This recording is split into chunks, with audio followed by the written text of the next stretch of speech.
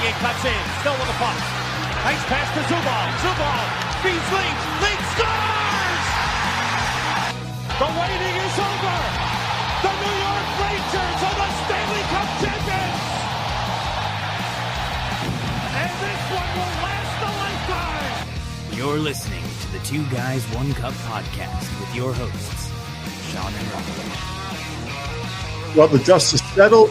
The draft lottery is over. We are the lottery losers, as some would say. Yeah, Rock, here we are. This is a little bit of a surprise coming back the day after the draft lottery. And I think we both wanted to talk. We both had some views. For me personally, I just want to react to a lot of what's out there. That's usually where I get the most fun out of this.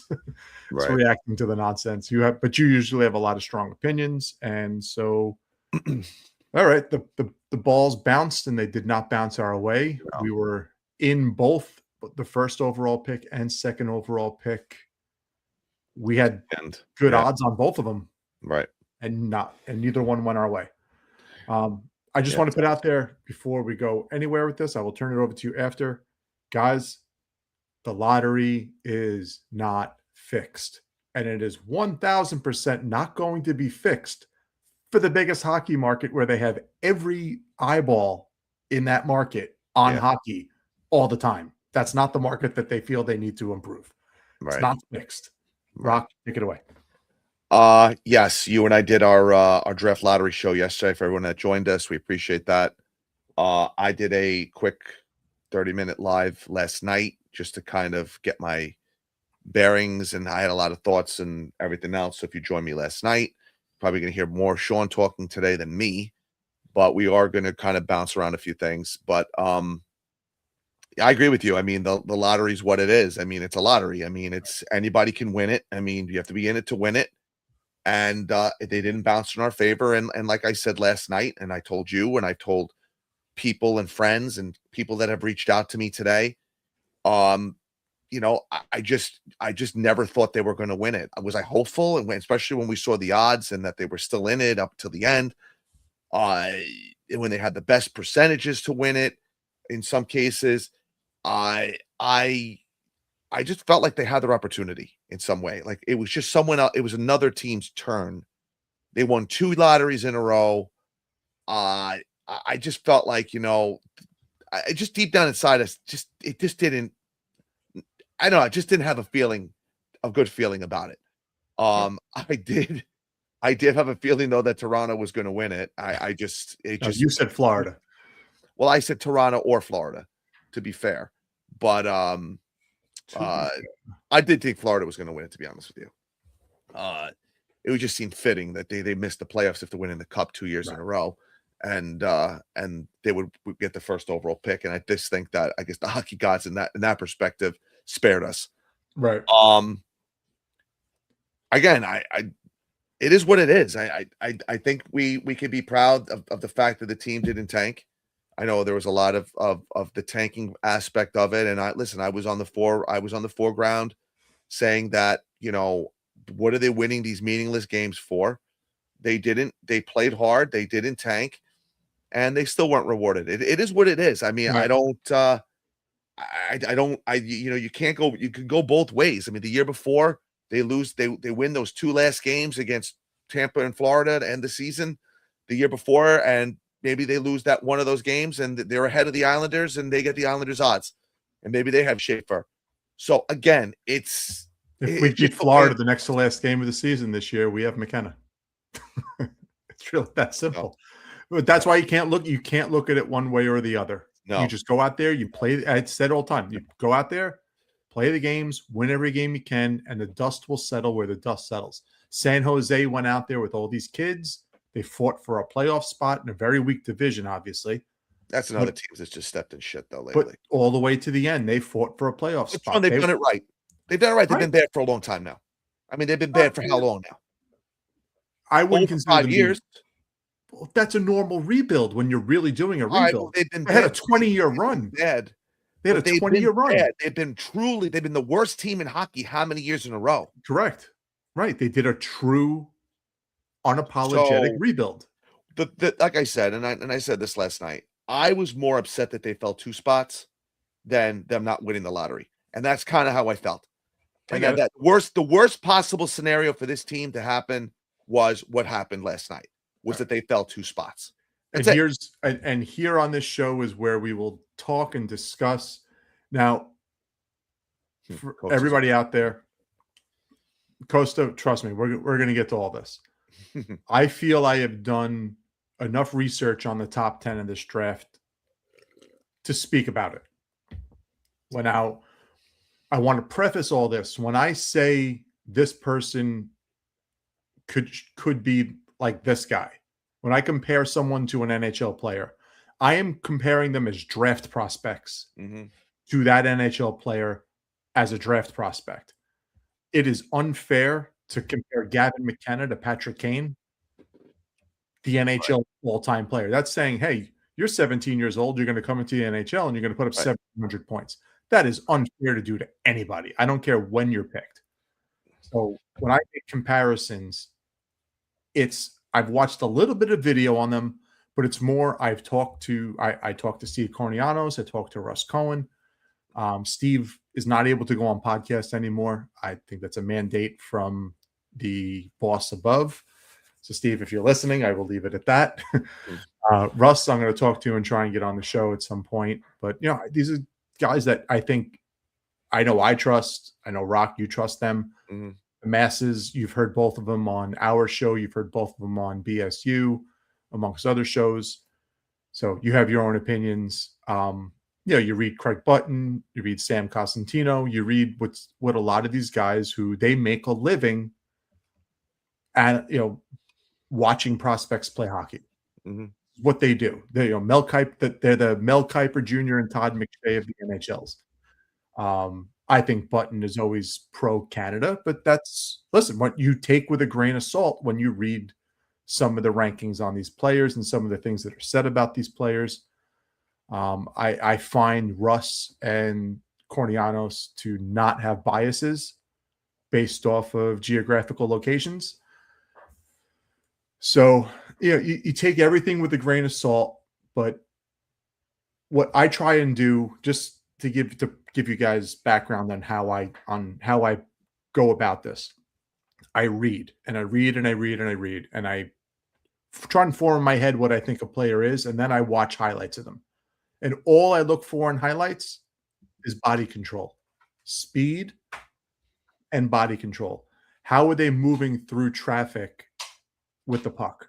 Because to me, that's where you see the difference of NHL players. And when you're watching, like if you're watching a college game, there may be 2 or 3 guys on each team that has NHL ability. And that's, to me, the part that stands out. There may be a kid who's going to be bagging groceries that's the fastest skater on the ice. But with the puck, they're not able to maneuver and keep their body moving forward in the right position with the puck at top speed. I think I said that totally wrong. But when you watch a wide receiver go up to grab a ball and keep his feet in bounds, his body control, it's that type of athletic ability that I'm looking to see a guy on skates have. Right. To me, that's what separates. Watching a guy score goals, I said this 4 years ago about Brennan Othmann. I said, look, he's scoring a shit ton of goals in the OHL. His shot is either good enough to beat NHL goalies or it's not, because I don't see anything else. He's either going to be TJ Oshie or he's not an NHL player. Maybe he'll be a bottom of 4th line player because he doesn't move well with the puck. There's nothing to him. No. Other than the fact he was able to score a shit ton of goals. Wow. And I don't want to make this about Brennan Othmann, but that's what I mean when I say it does make a valid point about as far as the drafting goes and what they're looking for and how that was such a big swing and miss. I mean, it was. We missed on Wyatt Johnson. I mean, you don't need to go any further than that. They needed a center, and a superstar center was drafted 5-6 picks after them. Dallas, I talked about this last night. Dallas has just been able to find these guys. I mean, I talked about Thomas Harley, who was the 6th defenseman drafted. They can't wait to get rid of him. He was drafted 15th overall, and he goes to Dallas and he becomes a star. Yeah. And their entire fan base wants to get rid of him. Why? Because he makes $10.5 million and they want to keep Robertson, and they don't think they'll be able to keep him. I don't know about that. I'm just telling you. I'm just telling what their fan base is doing. All I could say is this: I haven't seen that anywhere. But my point was that I said, "Will you take Schneider?" You figure out, the draft is such a tough thing to determine, and when you see guys, who get drafted behind you, and you see the same teams just making these shrewd moves, it's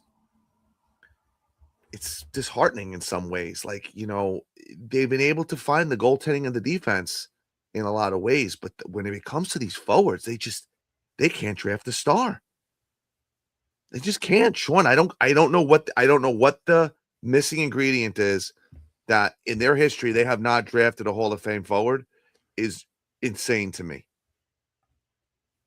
Is it insane to me? Do you think we'll be back to Lawrence? I'm going to get to that. Yeah, we're going to talk about that. Thanks for joining. Thank you, Brian, for joining us. I'm going to start calling Brian Tank. He went from meat on the street to Tank. Listen, and I told Sean, and I texted him this. I go, listen, I was on the Tank bandwagon too, but it does go to show you in a lot of ways that tanking doesn't work. I mean, it does. I mean, this is the perfect example. But what I will say, though, was that this was the first time in a long time that two teams below the bottom four both jumped ahead of the top four teams. Yeah. This is the first time this has happened in the not so recent future. Most of the times, I know the Devils jumped up from 5, but it hasn't been that big of a disparity. Other than obviously the Islanders jumped up, but there wasn't like you had two teams that were 5 and below jump into the top 2, where that hasn't happened. And of course, that's going to happen when the year the Rangers are in in the top 3. Of course, it's going to happen. But here's where I'm gonna calm you down, calm the masses down. Listen, obviously, winning the lottery would have been the best scenario. Winning second would have been the second best scenario. They're the 2 best players in the draft. I think Stenberg's the best player in the draft from everything I've seen and read. But neither here nor there, neither one will be a Ranger unless we're able to, unless those naked pictures of Mike Greer, with 30 hookers still resides in Chris Drury's office. And he's able to pull out the Mike Greer card one more time and pull off a trade, 5-2. And listen, from both sides, I could see a trade making sense between both teams. So they don't have the assets to get him. They don't have the assets, Sean. That's not even entertain this. They do not have the assets to get the second overall pick, because from what I'm hearing, they want Chase Reed, and I don't think Chase Reed makes it to 5. Vancouver's not taking Chase Reed. But I'm telling you right now, Chicago might. Chicago might take Verhoff. You'd have to do a lot of really good scouting. Unless they're keen on one of the 3 guys, so they'll be happy to get one of the 3 guys. But again, I mean, if Stenberg's the talent he is, why wouldn't you just acquire him, draft him, and then trade somebody else? And I'll tell you why. Who of all these young players, which is the guy that kind of shakes loose? I'll tell you why. Because how often do we see a Quinn Hughes get traded? How often do you see those building block defensemen, those true like number 1 defensemen get moved? They don't get traded unless you have a circumstance like Quinn Hughes where he says, I'm not signing because you're in Canada and I don't want to play in Canada. So that's the only circumstance that it happens. So if you're San Jose, you're not in that boat. People aren't going to leave San Jose. People love playing in San Jose. So you need to draft that guy. You can't acquire that guy. So you don't want to be Toronto, where you do 4 draft picks in a row that are all high and you draft them all as forwards. and you neglect ever building a true true blue line. Well, Morgan Riley was the best. He sucks. Morgan Riley was never more than a 3 or 4, and he was their number 1, and that's part of why they haven't won. Yeah, but I'm trying to think who their other first rounders have been. I mean, Marner, Nylander. I would need to go back and look at those drafts to see what defensemen were drafted around, what defensemen were available. My point is, they never used one of their high picks on a defenseman. But we, of course, again, are in a draft this year where there are a glut of defensemen. Where we don't really, and not that we don't need a defenseman, we need a star forward. I mean, let's be fair, we don't need Chase Reed. You don't need, I mean. Do you want to know how silly that comment can sound like? That's going back to 2017 or 2018 and saying we don't need Cale Makar. Okay, no, I'm not. All right, maybe that's a poor choice of wording. But my point is that where are you finding a 100-point forward? Where are you finding a 100-point forward? In this draft, 100-point forward. Where are you finding a bona fide 100-point player? You can find a 70-point defenseman. No, I think Stenberg's the only one in this draft. I think McKenna's going to be really damn good. I don't know that he's a 100-point guy. I think he's going to be really, really, really damn good. And he may have a season where he gets to 100 points. Brian, I'm not drafting. If Verhoff is better than Carvel's long term, I don't care about. Yeah, Fox. I'm not worried about fit. I'm not worried about right-handedness. Here's why. Care. You play him behind him. That's it. There's no guarantee Fox is even going to be here in 5 years. Thank you. I was just going to say. I mean, there's no guarantee. I mean, you think he might be, but you won a championship with Leach and Zubov, and they didn't play on the same pair. Yeah. So I don't really care. I don't care if one's right-handed, if they're both right-handed. I don't care what side they play on. And I said this last night. I want the best player that's going to be the best fit and the best long-term fit for this team. Correct. I don't care what position they play. Building block. You want foundational building block players. Right. Fox is what, 28 next year? Is he? Yeah, he's about that. So he'll be 32 5 years from now when whoever we draft this year is 23. So again, first coming into their prime. It doesn't matter. Because you have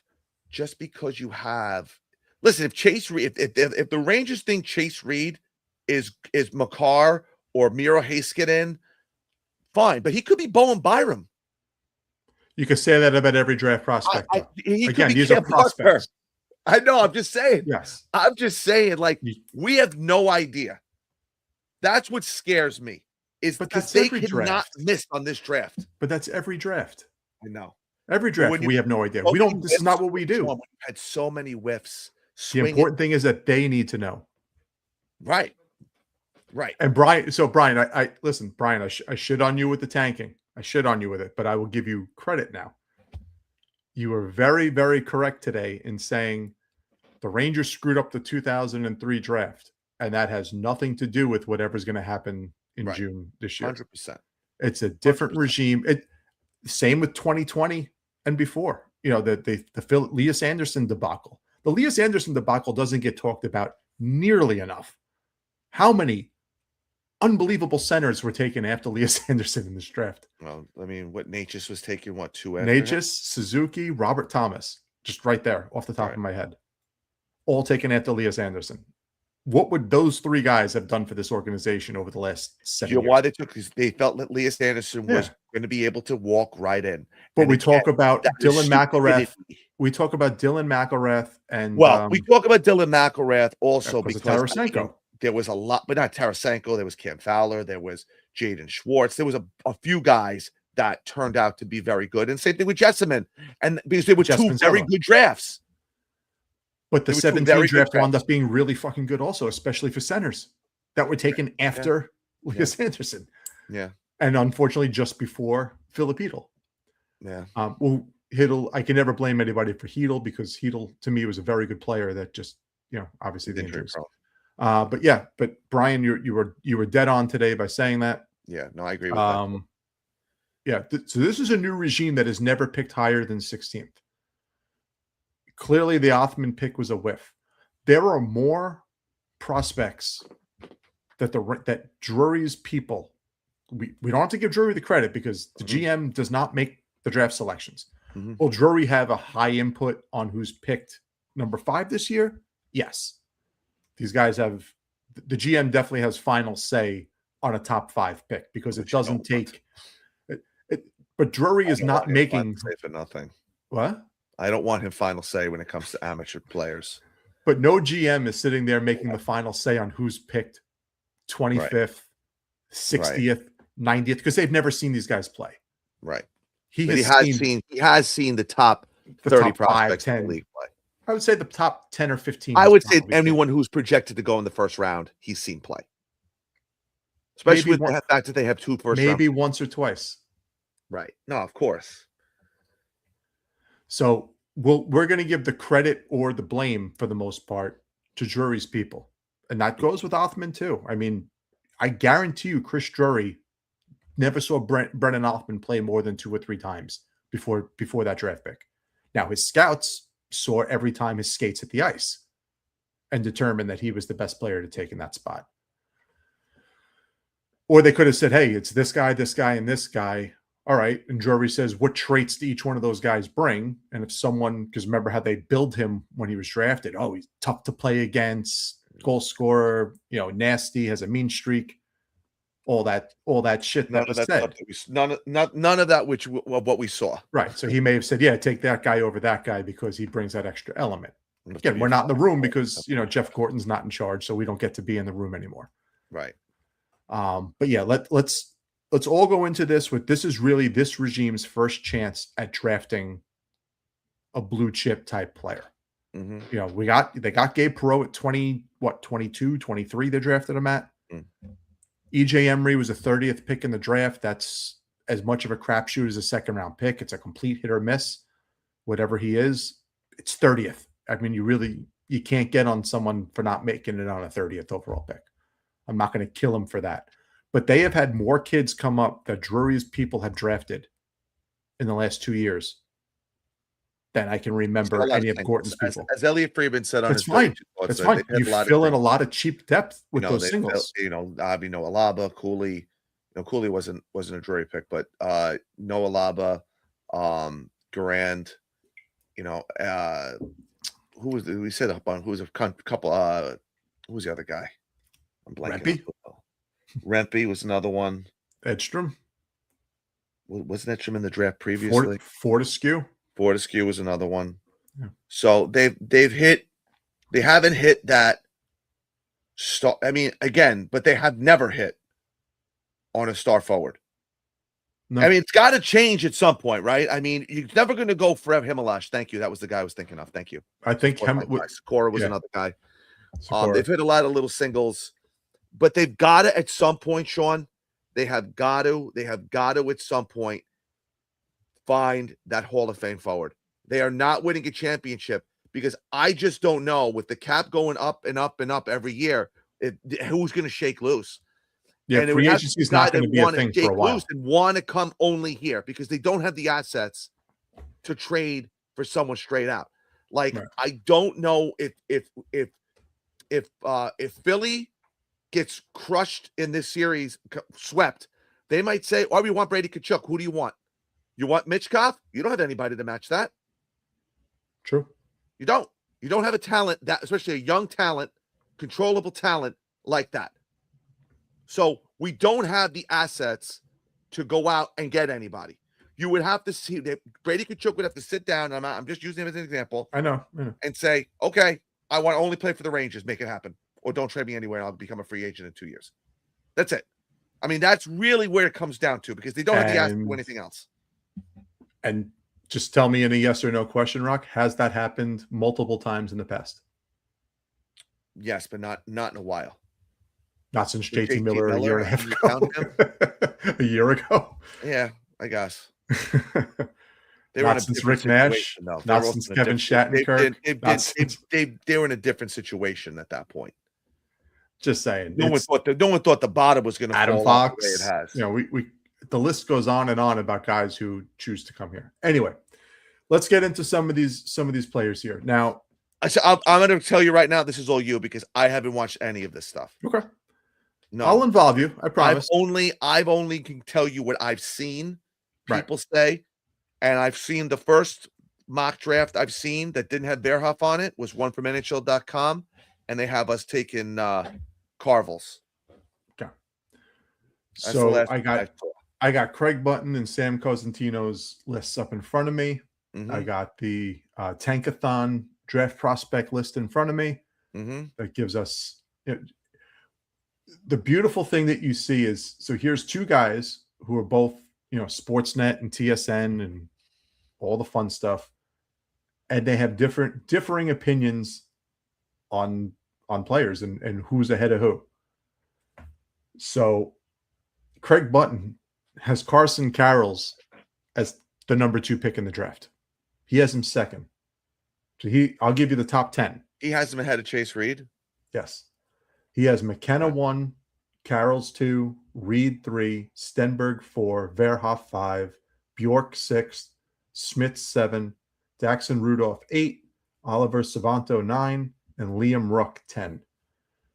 There's a lot of things I don't agree with at all in there, but hey, this is Craig Button. Did you have Malhotra in the top 10? He doesn't have Malhotra. He has Malhotra 11th. Interesting. He's going top 10. I think. I could be dead wrong, but from all we're hearing. Sam Cosentino has Ivar Stenberg 1, McKenna 2, Verhoff 3, Reed 4, Malhotra 5, Smith 6, Carroll 7, Bjork 8, Tynan Lawrence 9, Oscar Hemming 10. So very, very different. And these are two guys that this is what they do. Was anyone the same in the top 10 where they were? No. Nobody. Or was Reed 4 for both? Hold on. No, Reed was 3. So he Bjork has was McKenna 6, going Bjork 2. 8. He has McKenna going 2 to San Jose. Was he just This is just a rank. This isn't a mock. This is rank. Yeah. Yeah, I don't believe in mocks. I want to see where people have people ranked. I got Chris Peters here. I got Kennedy, Ferrari, Keynes. Let's do Chris Peters. So Chris Peters, he's got McKenna 1, Verhoff 2, Stenberg 3. This is very old. Never mind. He's got Ryan Rubrick 4. We're gonna erase that one. I don't think that one's been updated in a calendar year when Ryan Rubrick was a top 5. Wow. Top 5 guy. He had Verhoff 2 though. Whoa. Verhoff was supposed to be 2 this whole time. Wow. 3 months ago, if you had this conversation 3 months ago, it was McKenna, Verhoff, and that Verhoff may pass him. If you had this conversation in January, that worries me when Stenberg wasn't there all that much. I mean, but then again, Seth Jones fell a little bit. Can I tell you why? Fell. What? Can I tell you why?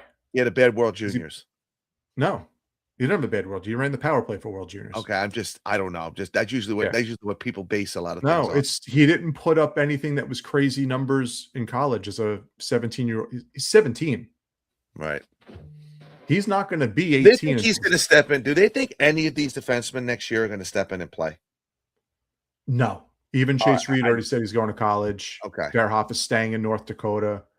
Carrolls is going the college route. The defensemen, none of these defensemen are coming to the NHL next year. Stenberg already told Sweden he's North America bound next year. So Stenberg will be in the league. I assume McKenna will be in the league. He may go back to Penn State for a year. Maybe. Yeah. I don't see it. Yeah. The top 2 guys will be in the league next year. Yeah. But I think all 3 defensemen will be in college next year for sure. Yeah, I mean, and like I said, you don't really need these guys to step in. I mean, they need to make a real big culture change as far as how they handle these prospects. They've rushed guys along, and I really believe that this kind of hurt their development, and they need to figure out what's gone wrong. And I think that's really the biggest thing is why have these guys failed? Because they weren't good They're players. drafting, they just weren't not good players. They were terribly scouted. And the reason I stand by that is who's gone on to brighter futures elsewhere, where you even see glimpses of it. Did Elias Anderson go anywhere else and all of a sudden produce? Even in Europe, he hasn't done anything. Yeah, it was a busted pick by Vitaly Kravtsov. What happens? I haven't watched any of the playoffs, but I have heard Keandre Miller's been very good for the Carolina. That's fine. I don't know. But they got a return for him. No, you're right. I'm just saying, like, he was not good here. And that's fine. Let's rephrase that. He was inconsistent here. He showed that he can play. And he's had bright spots. You know, when Sidney Crosby in 2020, in the 22 playoffs, is sitting there raving about how tough Keandre Miller was to play against that whole series. He was like an octopus with a stick. John Cooper gave him all the praise in the world. Yeah. I think New York was too big of a thing for Miller to handle. And God bless him if he's playing well in Carolina. We got 2 draft picks and a B-level prospect who probably won't amount to nothing. But we got 2 prospects and the cap relief to go sign Gavrikov, who to me is a better player. So I'm fine with it. Anyway, aside from that, but Vitaly Kravtsov hasn't done anything. No. So it's not like these guys. Nels Lundqvist. Even Kakko, people are like, oh my God, Kakko got 2 assists the other day. Well, he's on a 45-point pace playing on one of the worst teams in the league with opportunity. He's not good. Probably going to just be a third-line guy.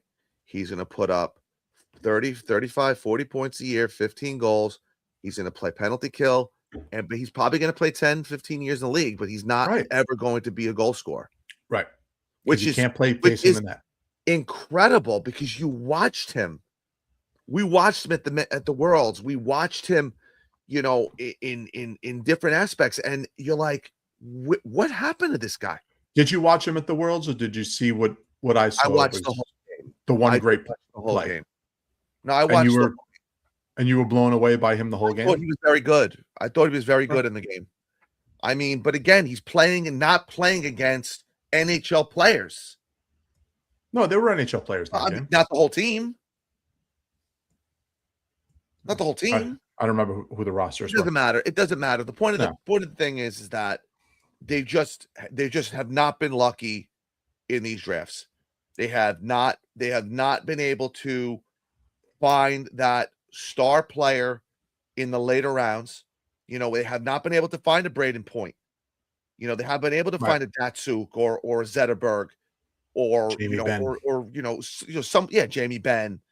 You know, they've found Jesper Fast and Hagelin, you know, and guys like that, but and maybe Lava been able to put up.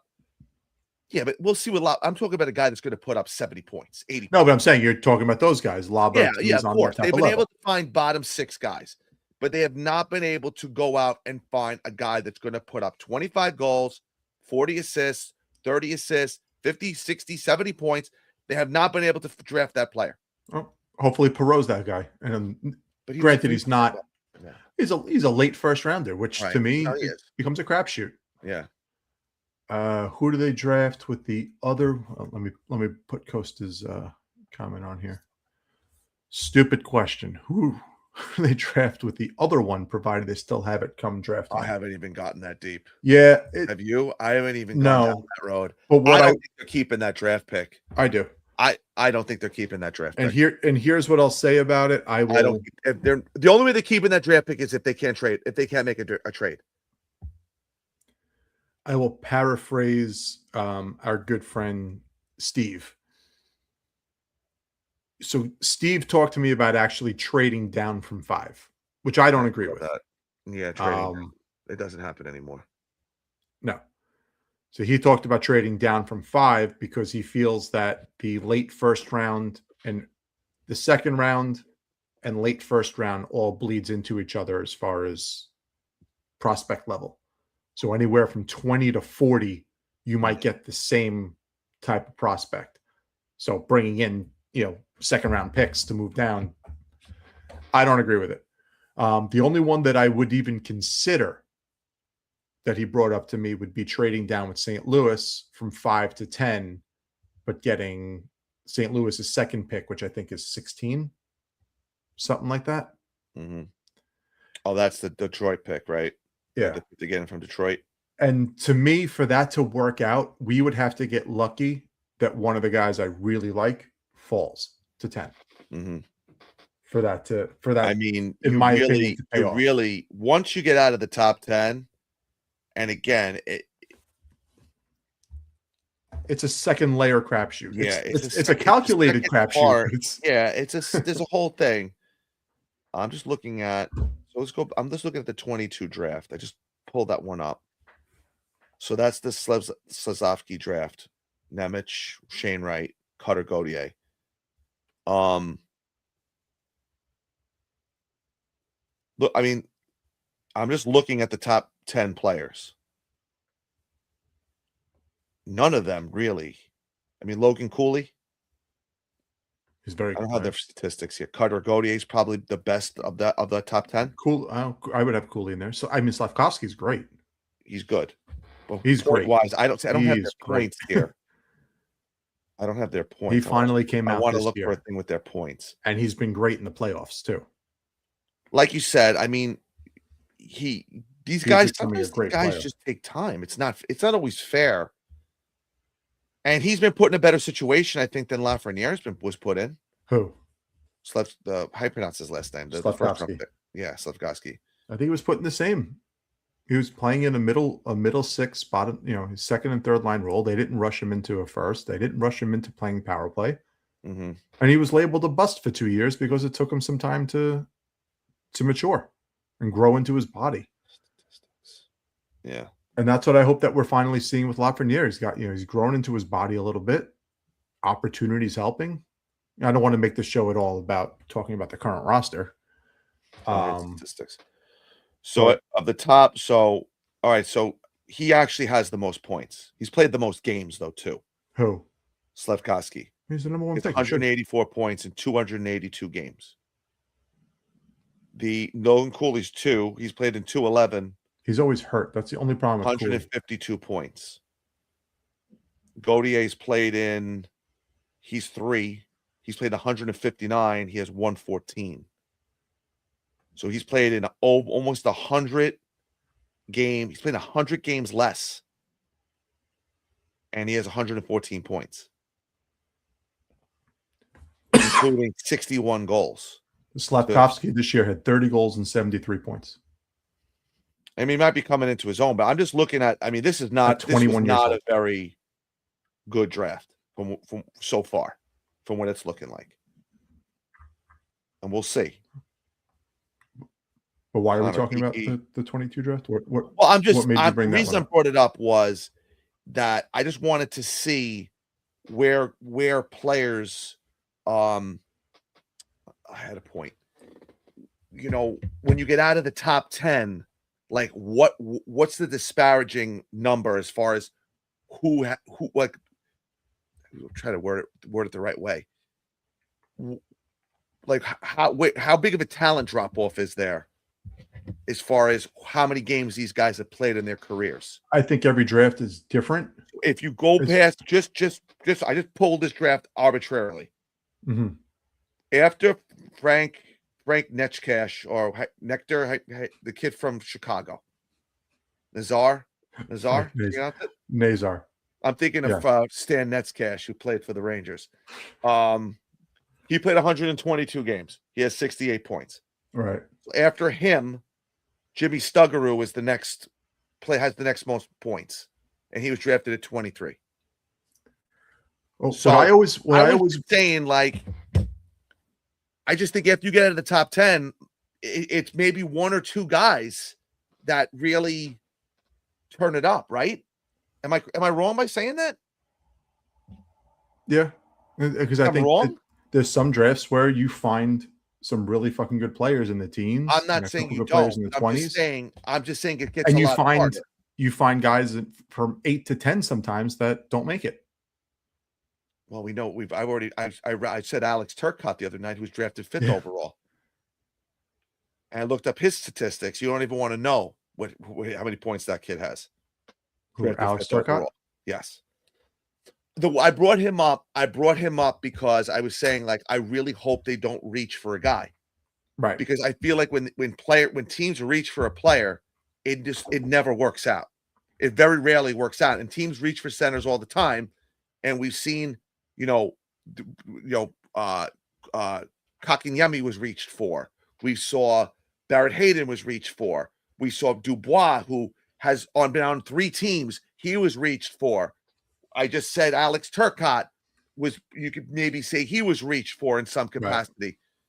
So I'm just saying, like, that's what scares me when you start reaching for players. Pick the best player available. It's not like this team is so flush with prospect that you could do what San Jose is possibly going to do and take a defenseman when there's possibly a step below generational talent available. Yeah, there is no generational talent in this. You know what I mean? I don't mean generational. I know that term gets thrown around loosely. Too much. I meant a guy who could be a very good player. Right. That's good, but they already have 5 other forwards that, I don't know what's going on with William Eklund. He seems to have fallen off, right? No, not at all. Someone was talking about him recently, about him not really living up to expectations. I think the kid has a fucking ridiculous snipe. I saw it live at the Garden this year. I was very impressed by William. Sure, you didn't mix him up with Celebrini? No, I nothing mixes up Celebrini. So my point was, just to go rehash what I just was saying, is like, I think after you get out of the top 10, I think your chances of finding that high-end star player really drops off. All right. That was my point. So because I don't want to have any of the bias of Craig Button or Sam Cosentino, I'm going to pull up I'm going to go through each prospect here and kind of give you my thoughts on them. Again, 5 cents in my thoughts will get you a nickel, and that's it. But you're tuning in here at fucking 10:30 at night to listen to us, so maybe you want to hear a little bit about what I got to say about some of these guys. Who are you taking at 5? If it's you, see the board. If the draft goes the way I think it will go, if the draft goes the way you think it's going, so it's McKenna, Svenberg, Reed, Malhotra, right. Reed. Right. That's not order. I'm of the opinion that now, if I was Mike Grier at 2, I would try and make a trade with either Chicago or the Rangers to move down to 4 or 5, pick up another asset, and still get the right-handed defenseman that I want. Because they drafted Sam Dickinson already, who's a good left-handed defenseman. Mm-hmm. They don't have anyone on the right side. So if I'm Mike Grier, because I know that Vancouver's not taking a defenseman. So with 3, I'm safe. So yeah, the safest way is to just trade. They're not taking a defenseman? Vancouver's going to take a forward 100%. 100%. They want Malhotra. But if Stenberg's there, they may take Stenberg instead of Malhotra. They want Malhotra. There's no secret to it. Right. So why would I take a defenseman at 2? It's almost like I know you're not a football guy, but if there's 2 quarterbacks in a draft and you're not going to draft a quarterback in those 2 spots, right, you're almost an asshole if you don't trade back and get more assets if you're not going to take the quarterback, because the quarterback's going to go in that spot. Well, we've seen these 2 wings drop a few pegs and have forwards go ahead of them. We saw Seth Jones. We saw Bowen Byram drop. Bowen Byram was the consensus second overall pick. I know that. I know. I don't mean that they dropped 15 slots. Oh, okay. I'm saying they were supposed to go second overall, first or second overall, and they didn't. They picked another team picked forwards over picking a defenseman. Okay. That's my point. They fell a few slots. As good as someone may think Chase Reed or Keaton Verhoff are, they're not. They shouldn't be taken second in this draft. There's a clear 1 and 2. Mm-hmm. And listen, you could flip flop who you have 1 and 2, but Those two guys are clearly above everybody else in this draft. Who was taken after Owen Power? Do you remember? No. So, but I'm going to go through this assuming nobody's traded. And I'm going to assume that Mike Grier is going to still just take the best player available and that he's not going to take the defenseman. So if we go McKenna 1, because I agree with Sam Cosentino, who has Stenberg ahead of McKenna, where he says, I don't think that there is a GM who has the stones to take Stenberg over McKenna, because there would just be too much pressure on that GM passing on the North American. Well, if anyone's going to take Stenberg over McKenna, it's going to be Toronto, because the Sundin and the Swedish connection there. Wow, I didn't think about that. I didn't think about that at all. But you look at you sitting here saying I can't add anything to the draft. You just brought up a fucking great. I can't tell you what That's I can't tell you what point. the player does. I haven't seen anywhere but else. I could definitely see that.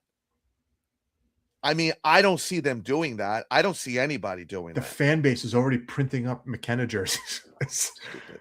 I It's know, like but I'm Steve saying, Nash like, with the Taco jerseys when he slid 445.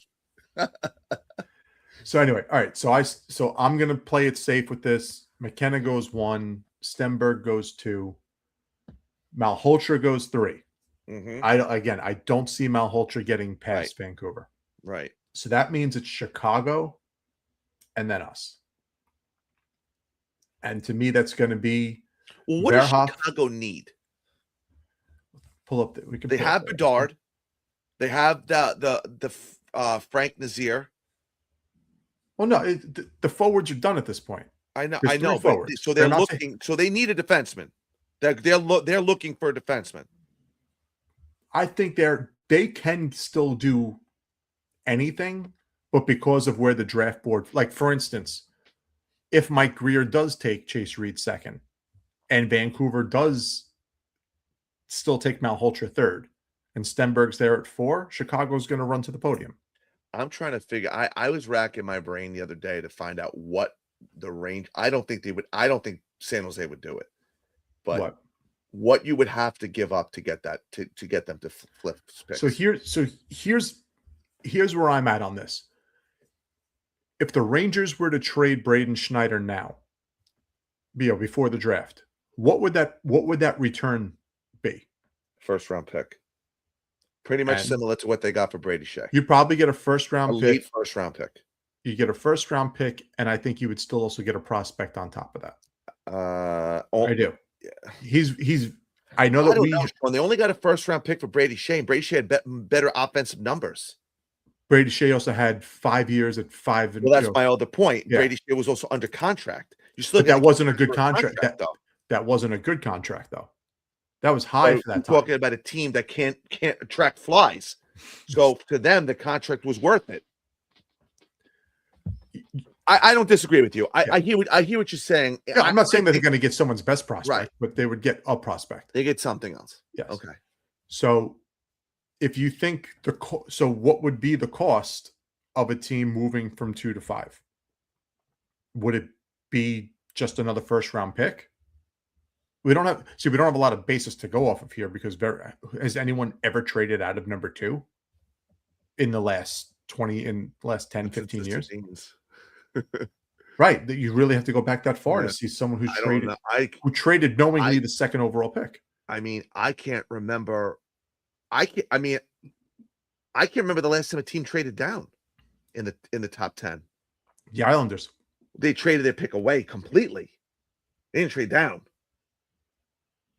They traded for Romanov. Oh, okay. That's right.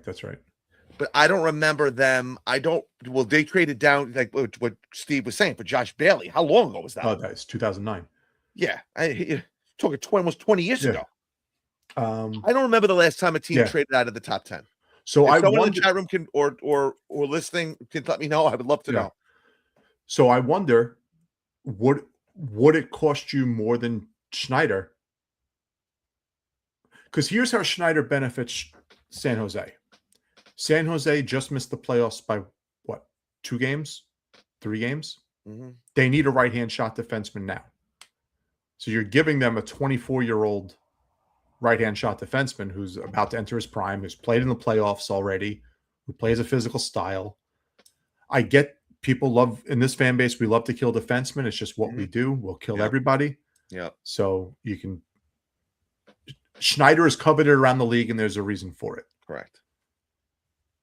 So it helps them in the short term by they get to fill the gap and get someone in their lineup right now who's going to help them immediately and in the next, for the next 5 years.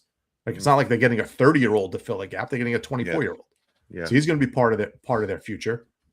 And then they still get to draft whether it's either Chase Reed or Verhoff. It depends on how much does San Jose value one of those two. That's what that was what I was going to tell you. Yeah. If they're close, San Jose values two guys equally, right? If they say we can go either way on these we'll guys. Take either one. We're good with either guy. Right. And you're in a better position. It makes sense. Because I think if Chase Reed is there at 4, I think he's going to Chicago. He might. He might. But they won't pass on Stenberg. You don't know. I can't see them, Pat. Dude, I'll put this to you right now. Let's say San Jose took Verhoff and Malhotra went to Vancouver and Chicago goes and they take Reed and Stenberg falls to us at 5. I will do a live video of me running naked through the streets. What if Reed falls to 5? No, if Stenberg fell to 5. He ain't falling to 5. Well, we just went through it. If McKenna went 1, if San Jose liked Verhoff, what if San Jose liked the 6'4" defenseman Verhoff as their guy and took him 2, and Malhotra still went 3, and you're saying Chicago would take Chase Reed with and then but there's none. Then you got the Sedins in Vancouver. They're going to pass up on the suite too. Malhotra works for Vancouver. Malhotra's father works for Vancouver. You really think they're drafting this guy based off of who works there? No, crazy. Based off the entire thing. Dude, it's everywhere. It's everywhere. Listen, if I'm the Rangers, I'm making the phone call. I'm saying, what would it take to get the second? We'll trade you 5. We'll trade you Schneider. What else do you want? You want the second first-round pick? I would do anything I could to get this. I would do. That's a lot. One, I know. If this kid is as good as they're saying he is, you're not wrong. I'm moving heaven and earth to get to that second pick. You're not wrong. And when you say they are not going to find a superstar forward anywhere else. But here's again, when you said earlier in the show, we don't have the assets. Chicago's the only team who might have more. And is Chicago in a position where they feel they need to move to 2? And does Chicago have a ready-made 24-year-old right-hand shot defenseman to offer San Jose? Do they? No. I know, but then they could just turn around and say, well, we'll just pick. Again. Unless they like Chase Reed and they feel that San Jose, Chicago's going to take Chase Reed. If they like Chase Reed the most, that's what I'm hearing. That's what I've heard. Right. That's the guy they want. If Chase Reed falls, if they know Chase Reed is going to Chicago, then they're not going to trade with us. And that's where the intel comes in, where you say, well, do they like Carvels also? Is it Carroll's? Carvels? How do you pronounce this guy's name? Carroll's. Even though it's spelled like Carvel. Carrell's, yeah. No, it's Carroll's. Isn't it Carvel? No, there's no V. Carels. Oh, all right. So I saw someone post, they must have spelled it wrong. Carels. Carroll's. ELS. All right. That's why I didn't do well in school. Unless they, like I said, there's 2 guys that they really like that they'll be fine with. But if it's just Reed and Reed only, and Chicago feels that Reed is the premium defenseman, then you don't have a chance. That's the thing. It's very unlikely that it happens. I'm just saying I think it's 0. I don't think it's 0. I don't think it's 0. I think it's as close to 0. They had a better chance of winning the first and second overall pick than that happening. Like I said, here's the framework. The framework is Drury and Greer are friends. Correct. Yeah. So right there, conversations. Correct. No matter, it's not like he's not taking the phone call, or he may not take the phone call from. But I really wonder if Drury. We don't even know Drury values Stenberg. 100%. We may not. He might be one of the defensemen. This is all speculation. We have no idea what anyone's thinking about anything. So you're right. All right, so let me keep going through this here. So, so we're through the first two guys. To me, Chase Reed, so he's 6'2", 180 pounds. So he's not one of these small defensemen, but he has unbelievable agility with the puck. So think of, I'm trying to think, because I don't want to compare anyone to Cale Makar. Cale Makar to me is, when you talk about generational, like. What about Heiskanen? See, I think he's a little more shifty and faster than Heiskanen. I think he has a little. I think he has 6'2" and shifty. That eliminates a few people. So he walks the blue line as good as Adam Fox does, except he's 6'2", 180 pounds. Jake Sanderson? Sanderson plays a little tougher. So Jake Sanderson to me reminds me a lot more of Carson Carroll's. Who he has. Sanderson. I love him. Yeah, I said this is why I love Carroll's hits. So Carroll's will put up 70 points and beat you up. He's Drew down. So Carson Carroll's, I'll get to him, but to me, he's very, again, so can I ask you a question? Prospect of Drew Doughty, right? Not Hall of Famer off the bat.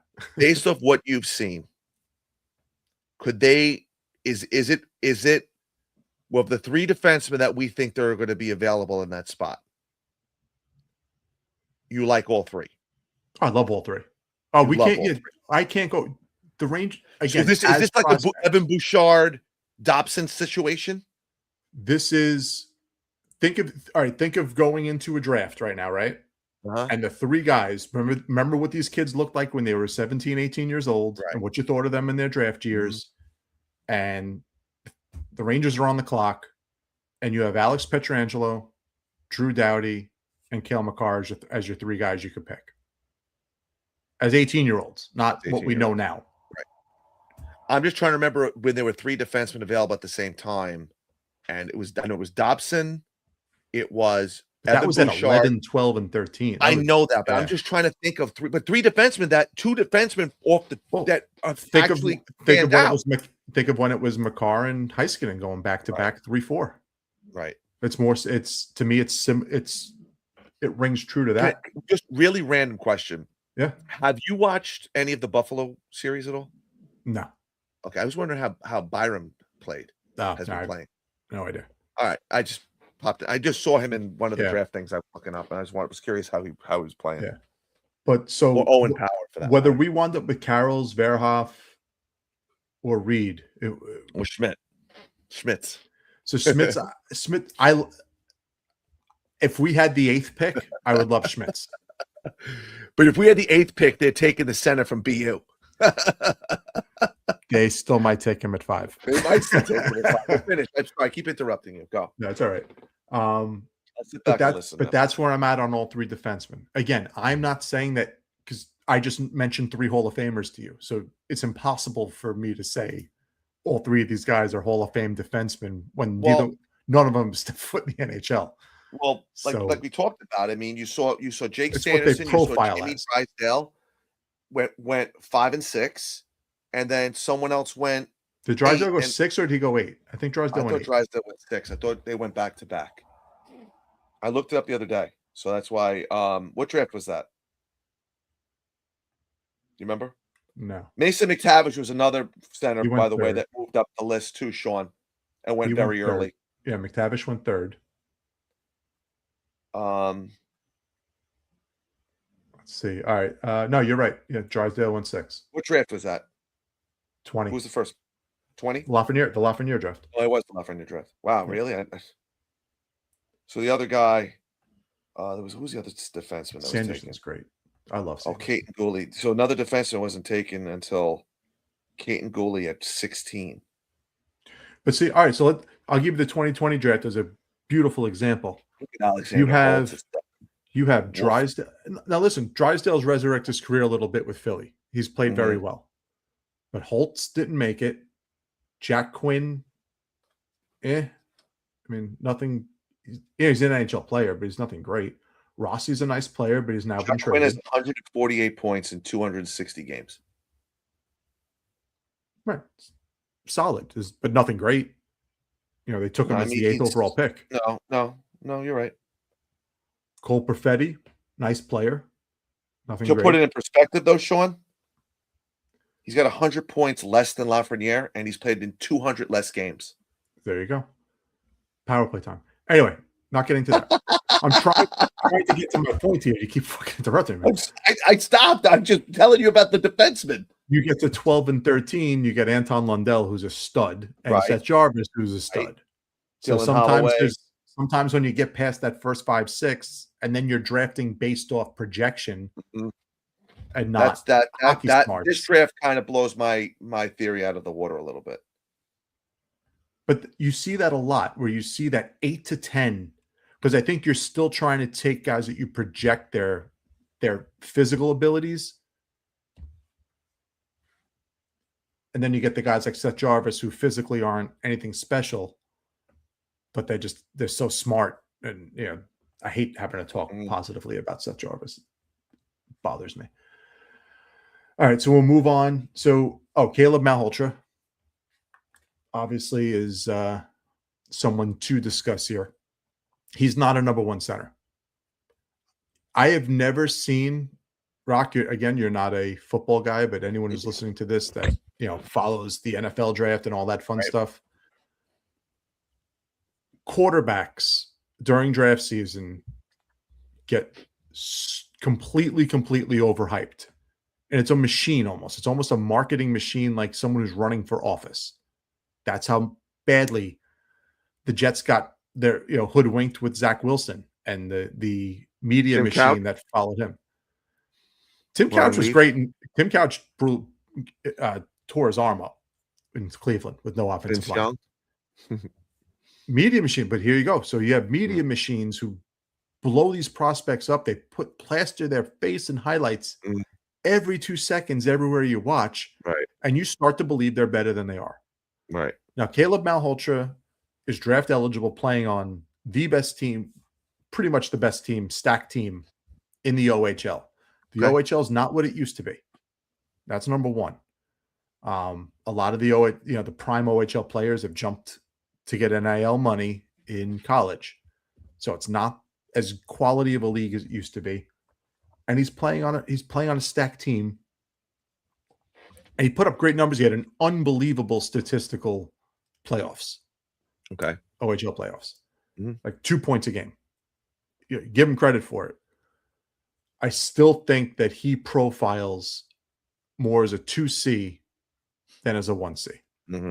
6'2", when he's all filled out, it'll probably be 210, 215. He'll be a moose. He'll be a winning, like Nazem Kadri. Like a Nazem Kadri type of player. Okay. Can you win a Stanley Cup with Nazem Kadri as your 1C? No. But you can win a Stanley Cup with him as your 2C. Oh, that's where you were going with it. Yeah. He'll be an excellent 2C in the league, playing every situation. He'll put up points. I'm not saying he doesn't have offense, but I don't think he has the offense to carry a team.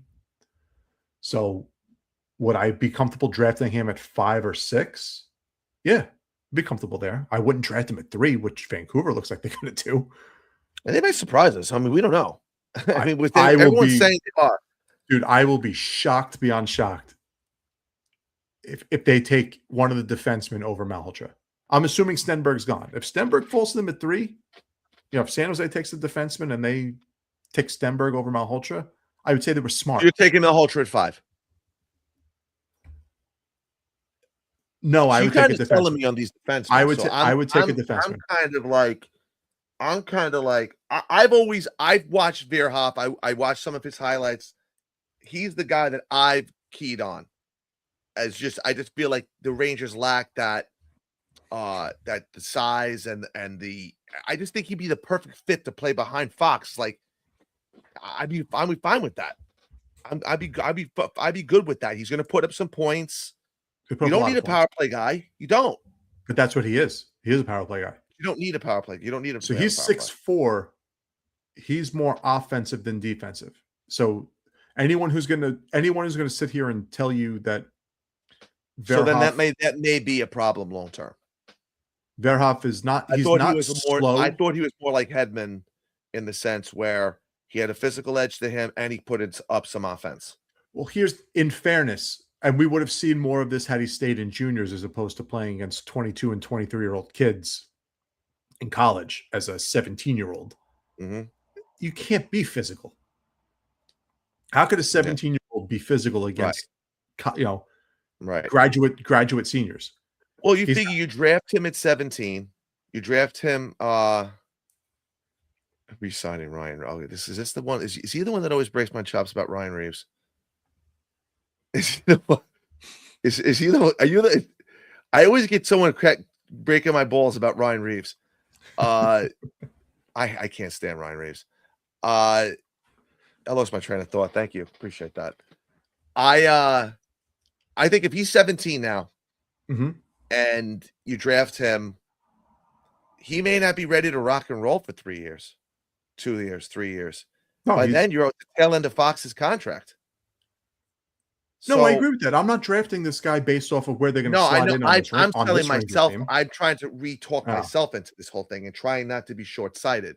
Right. Because sometimes I think the initial reaction is, oh, we can't sign this guy because so blah, blah, blah, blah. When you think of Alex Pietrangelo, what do you think? Solid two-way player. Solid two-way defenseman. He's not fast. He's not slow. But he's not. He's a guy you win a championship with. So Keaton Verhoff to me, and he's not overly physical. Right. Pietrangelo plays D, but he's not overly physical. He's not a punishing defenseman. Yeah, the biggest hit I've ever seen. Yeah. He's not overly physical, but he's excellent defensively. He clears the crease out. Pietrangelo puts up 70 points, runs a power play. And like you said, you win a championship with a guy like that. Right. And that's honestly what they're lacking on their second pairing. When Verhoff is 25 years old, 7 years from now, that's how young this fucking kid is. Right. He just missed being part of next year's draft. He's so young. But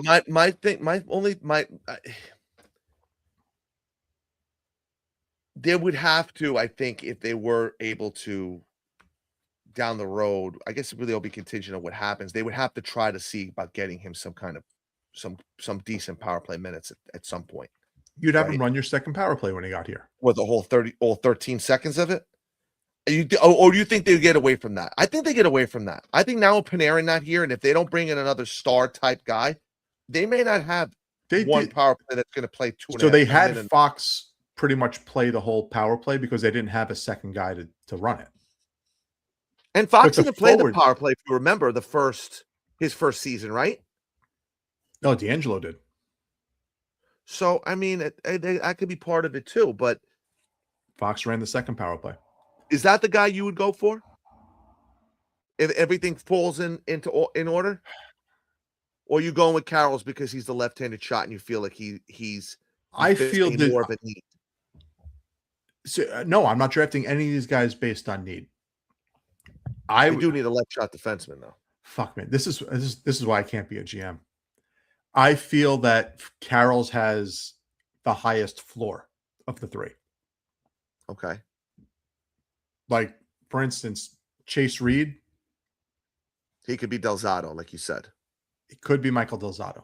We don't know. We don't. But in fairness, we don't know about anybody, right? So when I think of what's this guy's floor, like Othman, when I said his shot either could beat an NHL goalie or it can't, and if it can't, what else is he good for?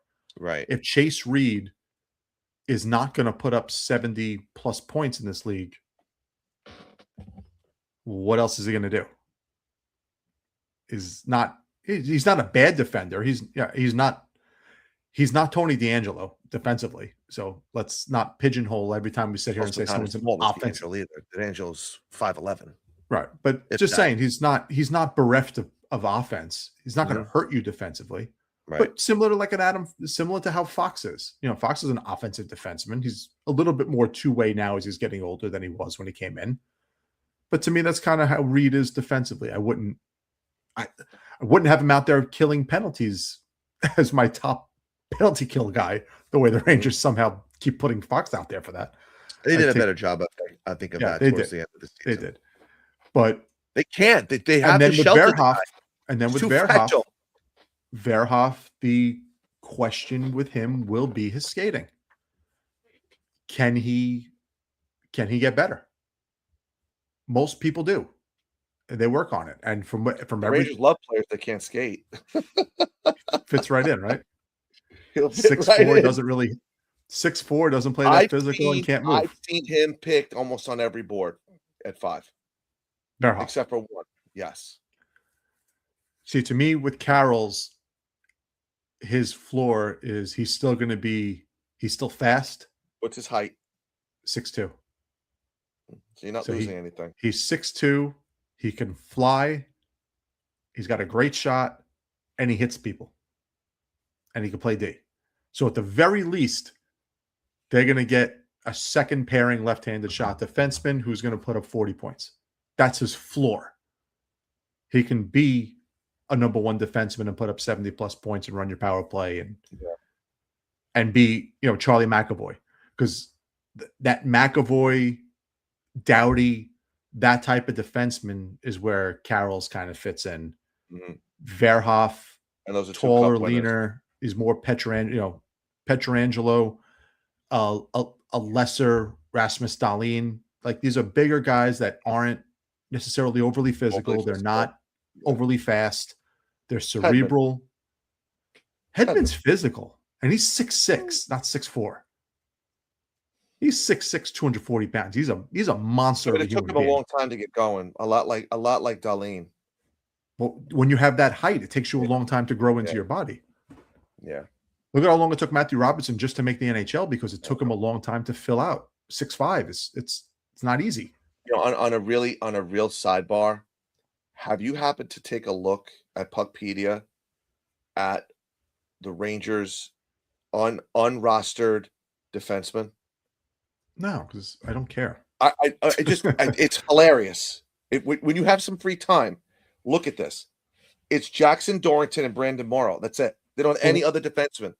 But what do I care about that? We have so many young guys that are already on our NHL roster on defense that we don't have room for. None of them are going to be able to play in Hartford next year.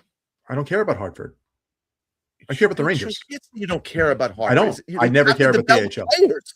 The AHL is slowly going to become less and less of a developmental league.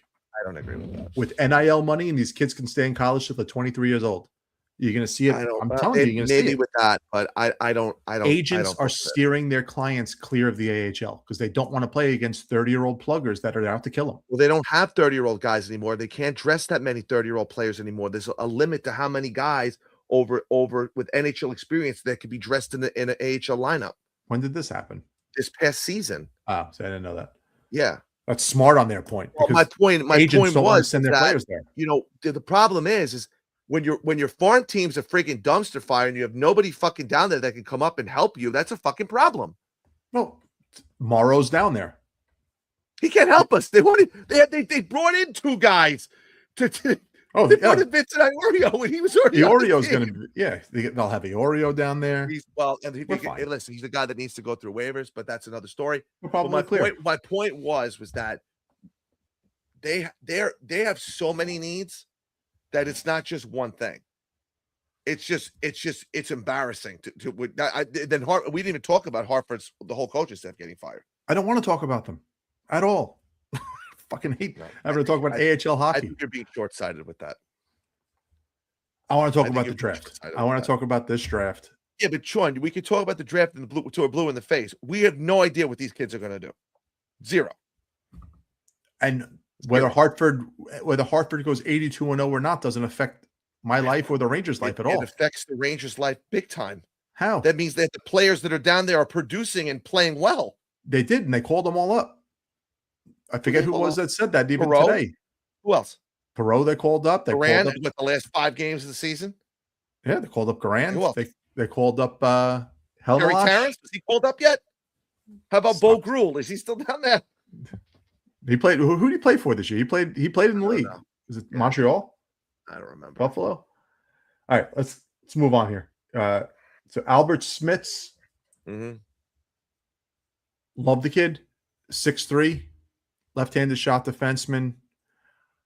He's raw offensively. I don't think he'll ever be like a PP1 guy, but he'll give you offense. Like he's more Offensively, I would say kind of like Keandre Miller, where you wouldn't want the guy running your power play, but he does have offensive He can give you ability. something. Yeah. I loved what he said in the World Juniors because he's from Latvia, I think. He was Latvian. Latvia. And when they interviewed him, they said, when he was about to go up against Team Canada or USA, I think it was Canada. Mm-hmm. And they said, you see all these big names out there, how do you feel about going up against them? And his response was, how do you think they feel about having to go up against me? And I loved that response. Yeah. We also liked Elias Anderson when he threw his second place. Yeah, exactly. Right. So you take it with the greatest, but you just love. You never. I do. I like the arrogance. I'm not gonna lie. I like that. Yeah. I like that Elias Anderson did that. So I know people didn't like it. I'm like, listen, you don't want to set up a second best. There you go. Goodbye. Yeah, that's my captain one day. I thought that kid was going to be the Ranger captain. So incredible. Shows what I know when it comes to any of this, right? It's really incredible. But Smits, I think, will be a very, very good. I think he's a 3. I think he can be like Mark Stahl was an excellent third defenseman on a good team. Mm-hmm. Like on a cup team, he's probably a 3. Correct. He can be a left-handed 2 if you have an elite 1 on the right side. Like I think he'll be fine. I don't think that I think he's a class below what Carroll, Sverhoff, and Reed will give you. Tynan Lawrence. Because I was of the opinion a lot of people who are listening are on Tynan Lawrence, where he beat up the USHL, which is a lower league than Canadian juniors or college. Goes to college, struggles at first with BU. So I text Steve Cornianos, just basically saying to him, watch the Rangers go out and take the BU kid. Are you throwing your remote? You see that. I like him a lot. Got him in the top 10, but he isn't a good fit. He'll excel at checking and face-offs, and the coach will want to stay that way. The coach will want him to stay that way. He's closer to Brett Howden than he is Joe Sakic. So you split the difference. He's Trocheck. So he's going to be someone very much in the same ilk as how I kind of described Malhotra before. He'll probably I'm not drafting Vinny Trocheck in the top 10. I get it. So he'll be a good NHL player, not a 1C, not a difference maker.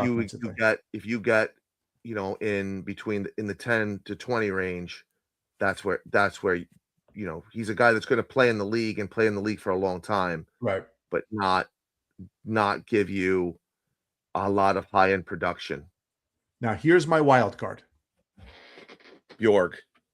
If the Rangers draft Vigo Bjork at 5,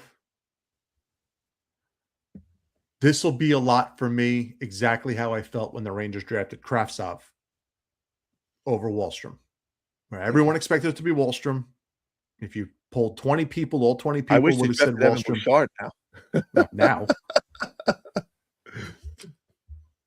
But at the time when they took Kravtsov, like, holy shit, they got this guy who was just such a fast riser coming into the draft, who showed unbelievable ability in the playoffs over there. Smartest guy in the room. Now, Vigo Bjork has pretty much the best numbers of any draft eligible Swede ever. By a lot. But he's what, 5'10"? 5'10". So my comp for him is Sebastian Aho, because he plays very much the same size. If he was an inch and a half taller, he'd be top 3. He would easily be in the top 5. It wouldn't even be a question that he'd be in the top 5. Hey, listen, Matt Zuccarello's played 15 years in the league, and he's not a big guy. Well, Sebastian Aho is 5'10", 175 pounds, and he's a legit 1C on a team that's in the conference finals every other year. Yep, 2 wins away from the conference final. But they're always there. They're a perennial contender. So his offense is great, and he's a great two-way player. Mm-hmm. But he's someone who I think will put up 80, 85 points as a center in the league. Okay. And he'll do everything and he plays a 200-foot game. Right. But teams will question You know size. what guy that I've seen all of a sudden kind of he came out of nowhere. I hadn't seen his name that much. The guy Randolph. Daxon Randolph? I almost called Rudolph him or Zach. Randolph? I almost called him Zach Randolph. Rudolph. Daxon Rudolph. But Yeah. Jackson Rudolph. That's it. Yeah. Daxon Jackson with a D. Daxon Rudolph. He's the other Canadian center, defenseman that's Okay. up there with Carroll's, where a lot of offense, good size. What is he? He's 6'2", right-handed shot, put up 78 points in 68 games Right. in the dub. So now we know why Fox didn't go in the first round, because they're not drafting a 5'11" defenseman in the first round. No, none of these defensemen are under 6'2". No. They're all over 6'2", right? So the first one that's under, so Ryan Lynn, see, they have Ryan Lynn 12. He's not going 12. Mm-hmm. He's not going until late teens, early 20s. The guy to watch out for is this guy, Xavier Villanueva. He's 5'11", 157 pounds. But he could be like the Hudson brothers. He has unbelievable offensive ability. Lane Hudson's sick. Pretty small. Lane Hudson is incredible. But that's who this kid, like, they have him at 19. Let me see where Craig Button and Cosentino Wait, so now do we confirm where our second first round pick, like the range where we're going to be in? 23 to 27. It's not going to be 23 because all these division winners seem to be winning these series so far. Each division winner that loses, we move up a pick. If all the division winners win, we're 27. Well, Colorado and Carolina are winning. So now I know Buffalo was 25. losing 4-2. I don't know what the final was for that. Buffalo won 4-2.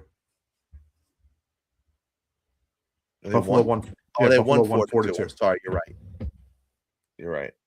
And Vegas is up 1 game to nothing. So it looks like all four so far. Was Vegas the division winner? Mm-hmm. Oh, I didn't realize that. Yep. I thought they finished second. Nope. So if all 4 division winners win, and we're picking 27.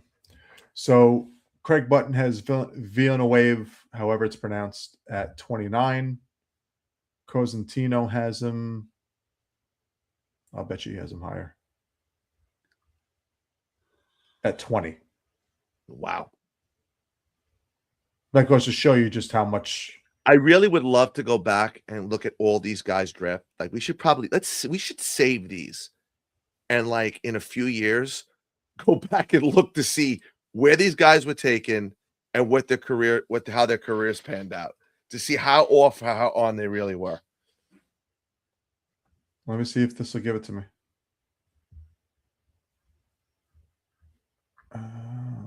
Like, I would love to know, like, where they had. I'm trying to think of a good example. Like, I don't know if you would go back all the way back to 2017 with like Lias Anderson, like where I don't think anyone had Lias Anderson in the top 10, but what I remember. But remember when we got that pick, so I wasn't even thinking about drafting that high. Yeah, that was Derek Stepan. Yeah. And they made that trade the day before the draft. The morning of the draft. The morning of the draft. That's right. Yeah. The morning of the draft. I was in Ocean City, Maryland with my now wife. We were just dating back then, but we were in Ocean City and we were getting ready to go to Secrets, a fucking awesome place that's out in Ocean City, Maryland. Been there. And the trade comes across. And I'm like, fuck, now I got to figure out a way to get back here to the room for the first round. Because I was like, oh, we're drafting, 21st. Right. And she allowed you to go watch the draft? Yeah, she worshipped the ground I walked on back then. A lot.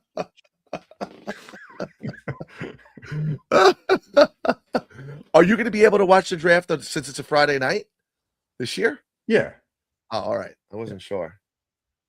Yeah, where are we going? No, I know a lot of times you have you do you watch TV together and you do your thing, blah, blah, blah. No, those days are over. Oh.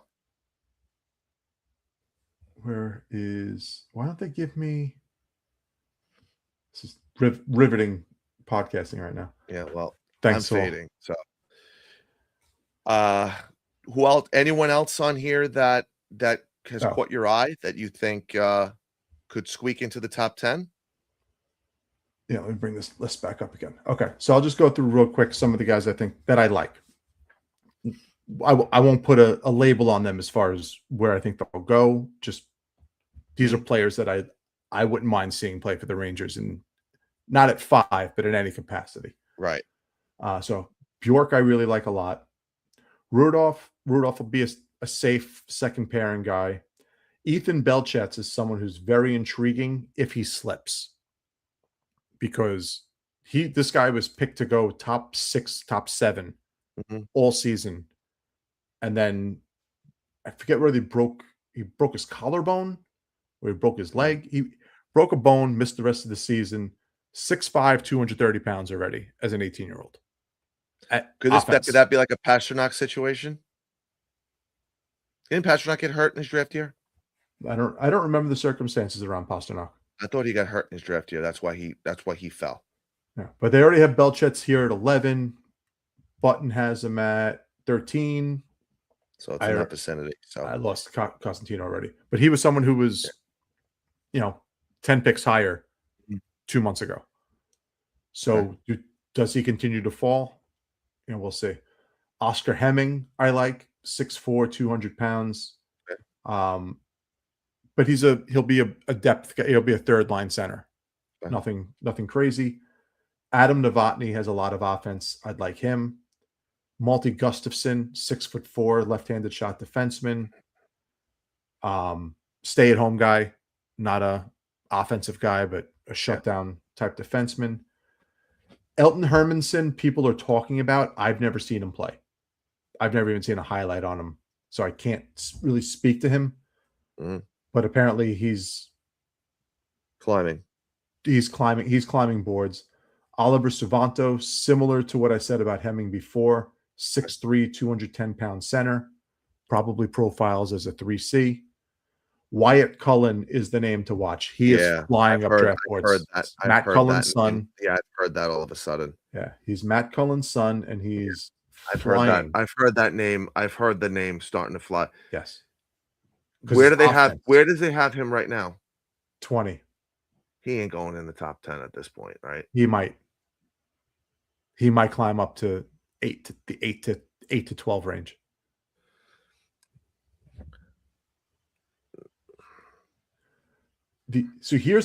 I'll give you 3 interesting names, and I don't know what to make of them. Nikita Klepov and the 2 Ruck brothers, Liam Ruck and Marcus Ruck. The reason I say that is, where's his numbers? Nikita Klepov, 97 points in the OHL. Liam Ruck, 104 points in the WHL. Wow. Marcus Ruck, 108 points. They're the only guys who put up numbers like this, aside from our guy from Flint. It was Nathan Aspinall. So these are the only 3 guys that beat Aspinall out for points in all of the CHL. Okay. But these kids are draft eligible, so they put up numbers. Yeah, they put up numbers, but I don't know. I don't know what substance is there, why they're ranked so low, even with these numbers. Now, Craig Button has Liam Ruck 10. Wow. And Marcus Ruck 12. And Klepov 20. So Craig Button has these 2 kids way higher than everybody else. Canadian bias? I'll put it to you this way. Bias there? Tankathon has Liam Ruck 29 and Marcus Ruck 32. Wow. So they're in our wheelhouse for our second first-round pick if we still have it. Correct. Okay. That's something to look into. Another name. And the Rangers obviously know these players because they play in the same league as a few of their prospects that they follow. Well, they're in the WHL.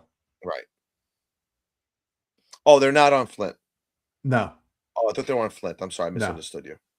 No, I'm saying that they beat him out for the whole CHL. Oh, you beat him out for all for 3. Points. Yeah. Okay, I got it. All right, sorry, I misunderstood. That's all right. And then you got Maddox Stagnay who is from the Q, 6'4", 200-pound center, good offense. He was a point-a-game player in for Quebec Ramparts. So you got someone who's big, some offense. Again, this is for the second pick, Right. not to be considered anywhere. And they have a second round pick, right? That's Carolina's 60th. Yeah. Yeah. So I'll go to Tankathon's mock draft here. Who do they have us taking? They have us taking Verhoff. Yeah. So here's where their draft is off. There's no chance in the world that Vancouver's taking Chase Reed at 3. They're not taking another defenseman. It would be asinine for them. They took Wallinder, and he already showed that he can play. He had 20 points in 60 games this year as a rookie. And they traded for Boynum. So you're not drafting anybody who's going to unseat Boynum to be your power play guy. And Wallinder's, you already used the top 5 pick on him, or top 8 pick on him. So there's no way in the world they're drafting Chase Reed. Yeah. Or any defenseman. They have their 2 top defensemen draft, prospects, young guys. Right. They're taking Malhotra or Stenberg. They're not taking anyway. Neither here nor there. Or McKenna, right. So yeah, they have us taking Verhoff over Carroll's and then Smith's. So they have us taking the second. So what does Tankathon have as the top 10? We'll end with that. Sure. McKenna, Stenberg, Reed, Malhotra, Verhoff, Carroll's, Schmitz, Tynan Lawrence, Vigo Bjork. So Bjork will be great and he'll go to Florida. And Oscar Hemming. So they actually have Hemming going 10th to Nashville. Wow. That'd be so on brand for them. They have us taking Yegor Shilov, Boston University commit. He had 82 points in 63 games in the Q. Is he related to Shilov's, the goalie for Pittsburgh? No, it's spelled Shilov. Oh, okay. So we would take a 6'1". He's 6'1", 181 pounds. They have that guy Maddox Stagne that I like, 6'4", 200-pound center, would go the pick after us. So before, just to kind of put a bow on everything, it looks like from all accounts, they're gonna probably be they're gonna get somebody good, which was what we wanted. They're gonna get one of the top 3 defensemen, or they're gonna get one of the top 4 forwards, right? That's safe to say. Where do you see, and we'll end here, but where do you see, like, what do you think the next domino to fall is, and how close do you think to the draft is going to happen? Do you think this is like something that happens weeks like during the playoffs? Do you think this is something that happens draft day? Do you think this is something that happens July 1st? Like how, like the moves, the corresponding moves to where this season goes. Like, what do you think the first domino to fall would be? Like, do we trade Trocheck? Do we trade Schneider? Right. These types of moves? They're not going to happen until after the finals. You have better recall on this stuff than I do. Well, Kreider was traded during the finals last year. During the finals? Correct.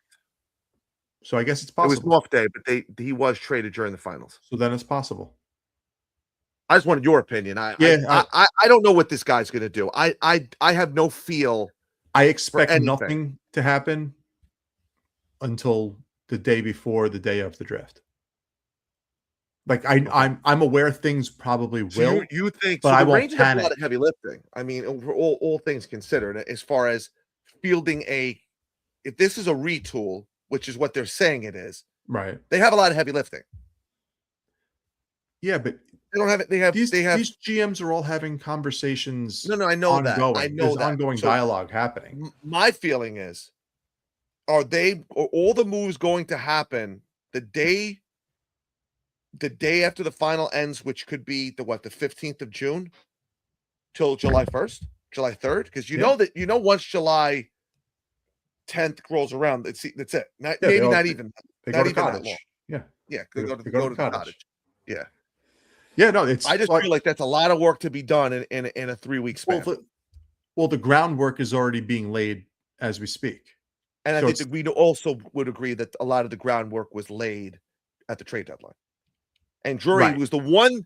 It was the one nugget that Drury gave us during his press conference when he said that there's more teams available after the trade deadline, blah, blah, blah. The players are willing to take players off their roster, so on and so forth. It's actually the one thing he gave us a kind of glimpse into the trade deadline, right? And the one thing he didn't say, because he can't say it, so I don't want to shit on him for not saying it, but the one thing that he didn't say, the one point he didn't make there, how many GMs right now that either just missed out on the playoffs or got eliminated in the first round that feel they could have went further had they made the move to get Trocheck, had they made the move to get Schneider, are kicking themselves that they didn't make that type of move. And now they're a little bit more on the hot seat and need to go out and make moves. Right. Do some of these, prospect hugging. Does that hug get a little looser? Knowing, all right, well, I'm just throwing it out there using Detroit as an example. You're telling me Detroit couldn't have bettered themselves from JT Compher or Andrew Kopp as their 2C, that Trocheck wouldn't have helped that team? They were a playoff team. They choked down the stretch. Right. But they were missing that guy. They were missing the depth. If that first line couldn't score, then they didn't score. So I don't know how much Trocheck makes. He does. I think Trocheck's the type of guy who's a nice finishing piece to an already great team. Like I said, he's a better version of Nick Bonino. He's a third line center on a great team. No, I think he's better than Nick Bonino. Nah, maybe he's better than Nick Bonino, Sean, but he's not a second line center on a great team. He's not. I know that you have this love for him and this affinity, and I respect that. But you cannot tell me on a truly great team he's your second line center. I just don't see it. I don't want to I'm not going to argue about something we argued about for 4 years, but you're telling me, all right, put it to you this way. You're telling me that had Colorado not been able to get Kadri back, if the Avalanche had traded for Trocheck, that they can't win a cup with Trocheck as their 2C? Was Kadri their 2C or their 3C? He's their 2. Who's their third line? Brock Nelson's the third line center. I mean, but that's they're both interchangeable, though. No? My point is, if Trocheck was the 2C on Colorado, they can't win a cup? No, maybe on Colorado we would be. All right. maybe on Colorado. Well, maybe you pick the one team. The one team. The team who's going to win a cup? Well, let's be fair. I mean, that team is loaded. And let me tell you something. They haven't missed a beat trading Rantanen. I mean, to me, that is a ballsy general manager. But he already the thing with these teams, them, Tampa, Florida, these teams can be ballsy because they already have a cup in their back pocket. Yes, they can. I'll tell you why I disagree. Why? That was 4 years ago already, and they haven't made noise since. It doesn't matter. They have Makar and McKinnon. You can sacrifice stuff when you have you mean to tell me, look at the foundation those three teams have. The elite, high-end, superstar, Hall of Fame-esque talent that they have. You're doubling down on those teams every time. Pittsburgh did it. Chicago did it. They all did. All these teams that have won, doubled down multiple times, have won. 4 years in a row, they haven't made a conference finals with all that talent. Chicago. That's pressure. Colorado. They were hurt last year, weren't they? And I said 4 years in a row now. I know. Well, this is year 5. All of a sudden, Scott Wedgwood's turned into Patrick Waugh. My point is, there's pressure. There is pressure. Was the goalie for 3 of those. It buys you a year, maybe 2 years, where you could sit there and be loosey goosey, as you would say, right? No. But did they go all in those years? I mean, they went in for Brock Nelson last year. Yeah. Who they go in the year before? I don't want to sit here and regurgitate all these teams, but right. I feel like when you've won, you can keep doing this with this core. You can keep doubling down because you already have a cup. You don't agree with that? You don't agree that them winning a championship you could just keep doubling down, and The championship has expired already in their clock. in 4 years. Yes, when I you don't have agree those with you. players, I when you don't have agree those with players, it has. No, not when you have McKinnon and McCarr. Florida right now is like Zito is still right now can do no wrong. Right, they were all hurt this year. They're coming off back-to-back cups. He'll even get a bye next year if they're not good. 3 years, a third year from now, if they're not back in the playoffs making noise. Well, I'm not saying you can miss the playoffs for 3 years. Colorado hasn't missed the No, playoffs No, for 3 but they years. haven't made it to a conference final. They haven't gotten out of the second round. Landeskog was hurt. He's been hurt. They've had dealt with some injuries. McCarr had an injury, right? Wasn't McCarr hurt? Was it last year, the year before? Listen, they've been a 50-win team and made the playoffs all 4 years. Not You're not taking winning the anything cup away every with that. They won the President's Trophy. Right. But I mean, you don't agree that this is the fourth year. I'm sorry, Okay. I misread that. So Sorry, they won the President's Trophy this year. They're playing in the second round. I see on here. okay. So yeah, they lost in the first round the year after they won the cup. Uh-huh. Then they lost in the second round, and then they lost again in the first round last Right. year. Right. So 2 out of the 3 years since the cup, they've lost in the first round. That's tough. There's a lot. There's a lot. Don't of tell me things. there's not pressure on them to win right now. No, there's 100% pressure to win them right now. So it's not But a I'll be loosey-goosey honest with you. deadline. I mean, you think I'll be telling you this series, I could see them laying an egg next series because they're playing a very good Wild team. Next series, they're going to play the winner of Vegas, and they have to play. If they play Vegas with John Tortorella, I mean that I wouldn't want to play Vegas. But look how many times has Vegas doubled down? No pun intended. That's all they I'm do. just saying, like they keep going. Maybe I'm for it. misunderstanding. All right, they keep going for it. Yeah. So I'm misunderstanding what you mean by doubling down. Meaning they keep going for it. Every year they're expelling assets and acquiring players and not worrying about draft picks, not worrying about prospects, just going. So we're on the same page. We're on the same page. I thought that what you were saying was they could take these chances because they already have the equity of a cup. Like it doesn't matter if they don't have the win. equity of the cup because they've won. But my point is that they have that championship where they have a core group that they've won with that they can just keep trying to keep winning with. Right. That's what I meant by doubling down. You can just keep going until which is what core Pittsburgh expires, kept and trying then you to do. rebuild. Right. No, I agree. Well, that's why they brought Kadri back.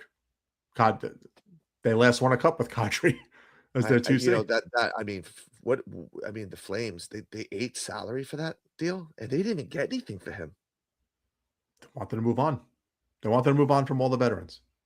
See, this is why they wanted to bottom out because you look at like that are you look at what's in next year's draft and you'll understand. But that's my point. Trades like that are why the trade deadline fucking sucks. Because you have teams panic at the end and say, here, take our player, and we're going to give you money to take him. I'm like... They tanked. They tried to tank Calgary. And they won their last 3 games. Because the young players they gave a chance to all of a sudden played well. Yeah. Zach Parekh was fucking kid's great. Yeah. No, but you're going to see there's next year's the year where they have the 6'5" dominant center. You want to Alexis Joseph. He is big, he is fast, he is physical, and he scores like a motherfucker. And he can pass. He's the first year we were actually able to beat Calgary. Usually they beat us every year. And he won't even go number 1 because this kid Landon Dupont is insane. Defenseman. Well, we'll be talking for about another year. We'll be talking about this same time next year. I'm same sure. Same bat time, same bat channel. This was fun. Yeah. I guess we'll kind of play it by ear. What we have going forward. If we're able to secure a prospect guest that can give us some better understanding of what's going on.